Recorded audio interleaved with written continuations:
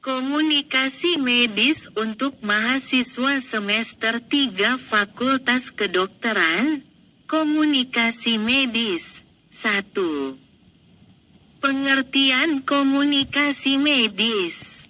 Komunikasi medis adalah proses penyampaian informasi secara efektif antara tenaga kesehatan, dokter, perawat, atau tenaga medis lainnya, dengan pasien, keluarga pasien, atau tim medis. Komunikasi ini bertujuan untuk memahami kondisi pasien, menjelaskan prosedur atau pengobatan, dan memberikan dukungan emosional.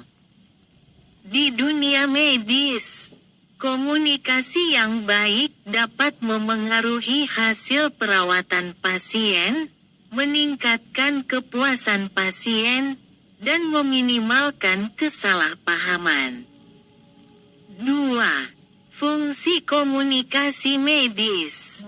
Komunikasi medis memiliki beberapa fungsi utama, mengumpulkan informasi, melalui wawancara medis, anamnesis, dokter memperoleh informasi penting tentang keluhan utama pasien, riwayat penyakit, dan faktor pendukung lainnya. Menyampaikan informasi, menjelaskan diagnosis, pilihan pengobatan, risiko, dan prognosis kepada pasien secara sederhana dan jelas. Membantu pengambilan keputusan.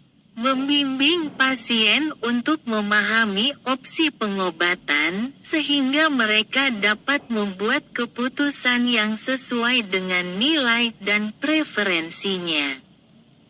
Membangun hubungan terapeutik, menunjukkan empati, perhatian, dan rasa hormat untuk menciptakan hubungan yang saling percaya antara dokter dan pasien. Memberikan dukungan emosional. Membantu pasien dan keluarga mengelola stres atau kecemasan terkait kondisi kesehatan. 3. Aspek-aspek dalam komunikasi medis.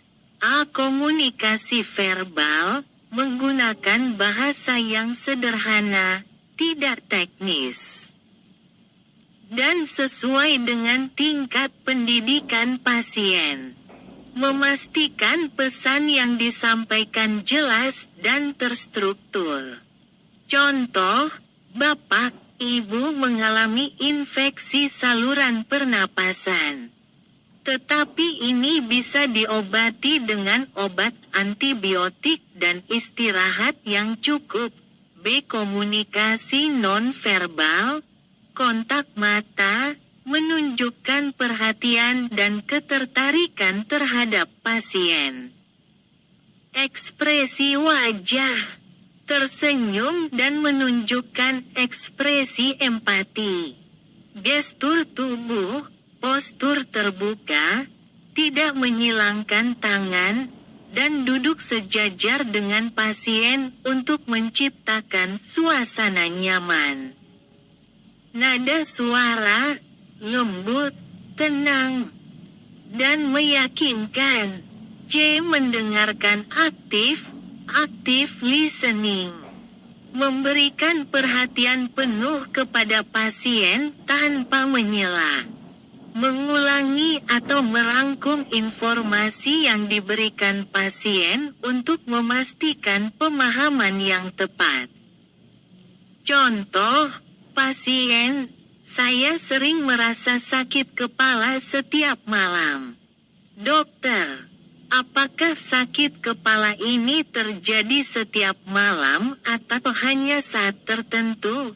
D. Mengelola emosi, tetap tenang ketika pasien emosional atau cemas. Menyampaikan empati, seperti, saya mengerti ini sulit bagi Bapak, Ibu. Mari kita cari solusi bersama. 4. Proses komunikasi medis. Komunikasi medis melibatkan beberapa tahap, membuka pembicaraan, sapa pasien dengan ramah. Tanyakan nama dan panggil dengan hormat. Jelaskan tujuan konsultasi. Contoh, selamat pagi, Ibu Sari. Saya Dr. Andi. Apa keluhan yang Ibu rasakan? Mengumpulkan informasi, anamnesis. Tanyakan tentang keluhan utama. Riwayat penyakit sekarang dan dahulu. Riwayat keluarga. Kebiasaan sehari-hari. Memberikan penjelasan, gunakan struktur berikut, mulai dengan menyampaikan diagnosis. Jelaskan pilihan pengobatan dan langkah selanjutnya. Berikan informasi tentang kemungkinan risiko atau efek samping. Contoh, berdasarkan hasil pemeriksaan, Bapak mengalami hipertensi. Untuk mengelolanya, kita perlu mengatur pola makan, olahraga, dan menggunakan obat jika diperlukan. Mengelola harapan pasien. Jelaskan batasan dari pengobatan atau kondisi penyakit dengan cara yang jujur namun tetap memberi harapan. Menutup konsultasi, berikan kesempatan kepada pasien untuk bertanya. Ulangi poin-poin penting sebagai penutup. Contoh, jadi, Bapak, Ibu perlu rutin meminum obat ini 2 kali sehari, mengurangi makanan asin, dan kontrol lagi minggu depan. 5. Tantangan dalam komunikasi medis, perbedaan bahasa atau budaya.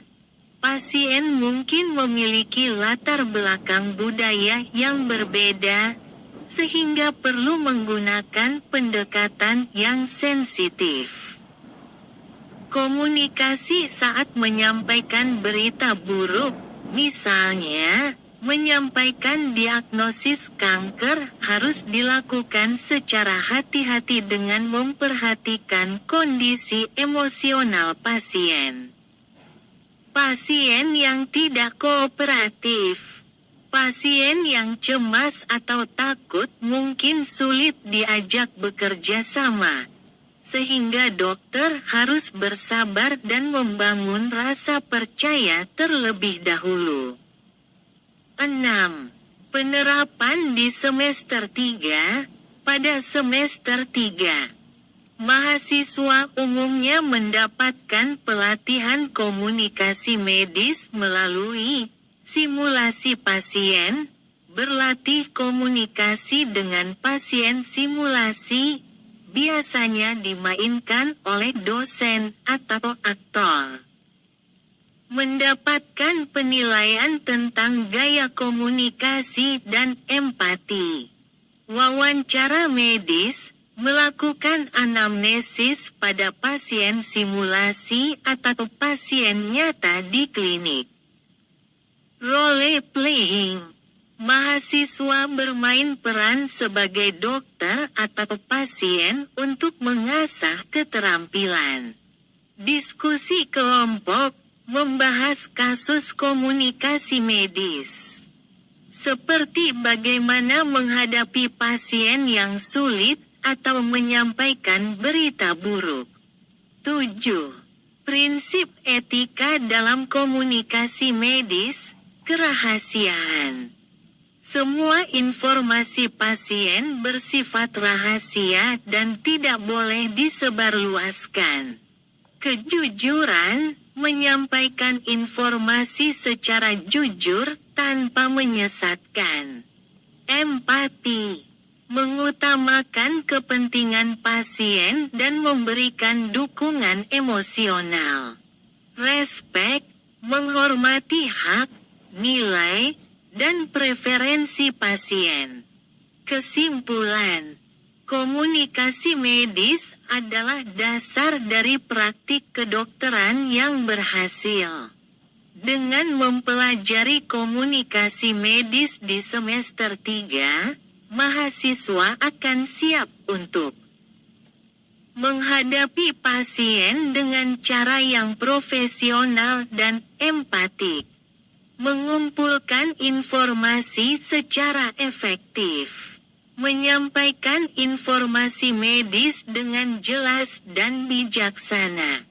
Pemahaman yang mendalam tentang komunikasi medis akan membantu mahasiswa menjadi tenaga kesehatan yang kompeten dan berintegritas tinggi.